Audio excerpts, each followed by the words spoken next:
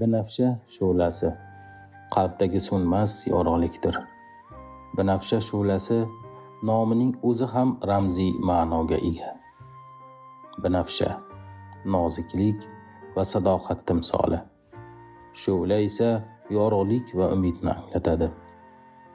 Ya'ni asar inson qalbidagi eng nozik ammo so'nmaydigan umid uchqunini ifodalaydi.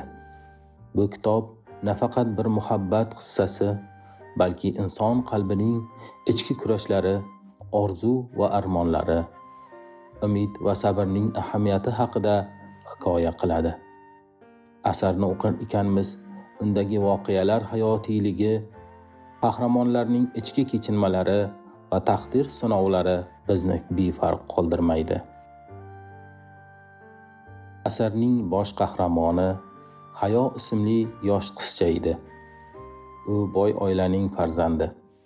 U dunyoga kelishi uchun onasi vafot etgan. Hayoni otasi va enagasi Halima yetimlik hissini tug'dirmasdan voyaga yetkazishayotgan edi. Ularning oilasi yangi qasrdek uyga, yangi mahallaga ko'chib kelishdi. Qo'shnilar bilan tanishish maqsadida mahalladoshlariga kulchalar tarqatishini otasi aytgandi. Birinchi kuni Hayo qo'shnilarga yaxshi muomala qilmaganligi uchun kulchalarni tarqata olmadi. O'ylab ko'ring, sizga ham mensimagandek muomala qilishganda, siz yangi qo'shningiz bilan inoq bo'la olarmidingiz? Otasi qizining qilgan manmanlik, odobsizligi uchun otasidan dakki eshitgan holda ikkinchi kuni ham qo'shnilarga kulchalar tarqatgani yo'l oldi. Bu safar Amin amaki bilan tanishib qoldi. U insonni kutubxonachi desak ham adashmaymiz. Uyda 5454 ta kitobi bor va uning kitoblarini o'qigan odam albatta mutolaa qilishga mehri tushib qoladi. Hayo ham Amin amakining kutubxonasi tufayli hatto maktab darsliklarini ba'zur o'qiydigan qizdan mutolaani sevuvchi qizga aylandi. Ta'til vaqti bo'lganligi uchun Hayo har kuni Amin amaki bilan suhbatlashgani, kitob mutolaa qilgani borar edi. Hayo har bir o'qigan kitobining ichida yashab ko'rar edi. Bir safar sevimli rafiqa bo'lsa, bir safar xizmatkor, ba'zan gul, ba'zan qushga aylangani his qilardi. Buning sababi esa u kitoblarni chin dildan o'qir, asar qahramonlari bilan birga yashar edi. U o'qigan har bir kitobidan o'ziga xulosa qilar, chuqur o'ylashiga olib kelardi. Kunlarning birida Amin amaki komaga tushib qoldi. Oradan 5 yil o'tdi hamki, hali o'ziga kelgani yo'q. Bu yillar orasida esa 12 yasharli Hayo 17 yoshga to'lgan edi. Endi uning oldida katta mas'uliyat, ya'ni universitetga kirish masalasi bor edi. Biroq u Amin amakini kasal holida tashlab, chet mamlakatga o'qishga keta olmas, shu sababli otasi bilan orasida nizolar bo'lmoqda edi. Xayriyatki, Amin amaki o'ziga keldi. Kasalxonadan uyga qaytdi. Bunga esa Hayo va uning otasi yordam berdi.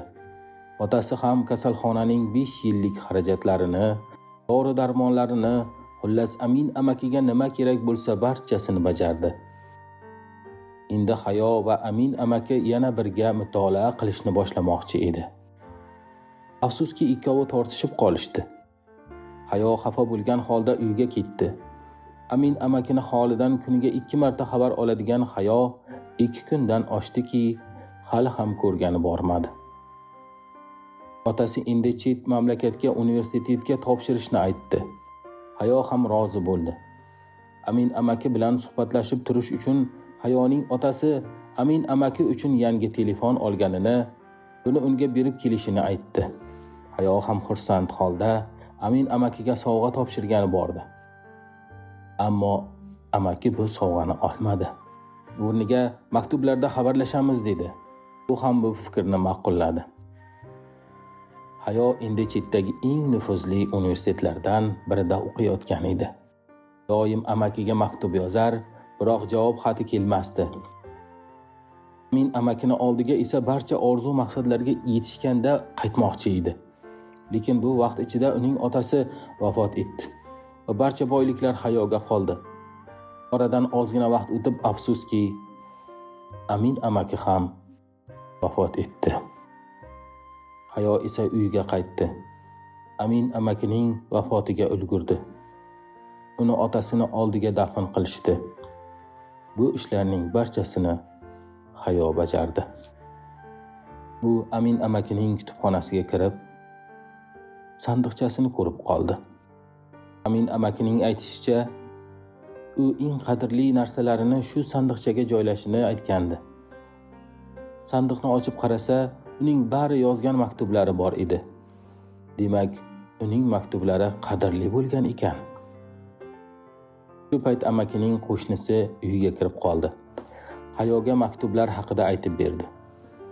Xatlarga javob yozmasganining asl sababi esa amaki yozishi ham, o'qishni ham bilmas ekan.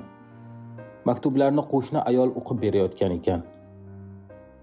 Hayo hayron so'radi. Qanday qilib? Axir menga kitoblarni so'zlab berardi-ku. Ha, lekin senga biror marta ham uni o'qib bermagan-ku. Hayo esa bu holatdan hayron qolgan edi. Endi uning kutubxonasini Hayo qaramoqchi ham ediki, afsus, endi u davlat mulkiga o'tib ketdi.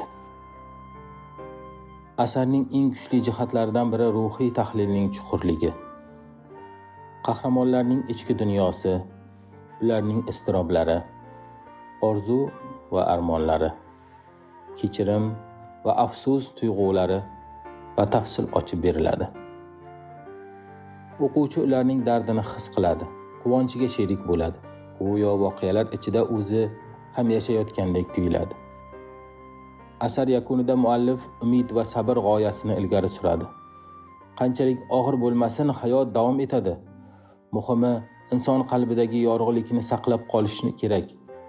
Banafsha shu'lasi aynan shu yorug'lik timsolidir. U insonni tushkunlikdan olib chiqadigan, uni yaxshilikka undaydigan kuchdir. Bu kitob yoshlar uchun ayniqsa ibratlidir. Chunki unda hayotning ilk muhabbati, ishonch, xato va kechirim, orzu va haqiqat o'rtasidagi murakkab bog'liqlik tasvirlanadi. Har bir o'quvchi o'z hayotidan nimadir topa oladi. Kimdir muhabbatni qadrlashni, kimdir sabr qilishni, yana kimdir o'z xatolarini tan olishni o'rganadi. Bu kitob nafaqat bir muhabbat qissasi, balki inson qalbining ichki kurashlari, orzu va armonlari, umid va sabrning ahamiyati haqida hikoya qiladi. Asarni o'qir ekanmiz, undagi voqealar hayotiyligi, qahramonlarning ichki kechinmalari va taqdir sinovlari bizni befarq qoldirmaydi. Xulosa qilib aytganda, Banafsha shu'lasi bu oddiy muhabbat emas. Bu qalbning ulg'ayish hikoyasi. Bu umid haqida, sadoqat haqida, insoniylik haqida asardir. Bu o'quvchini o'ylashga, his qilishga va o'z hayotiga boshqacha nigoh bilan qarashga undaydi.